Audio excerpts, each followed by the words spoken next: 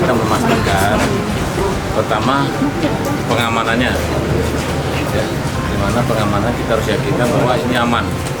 Yang kedua, bahwa yang melaksanakan ini tugasnya siap diamankan oleh polisi.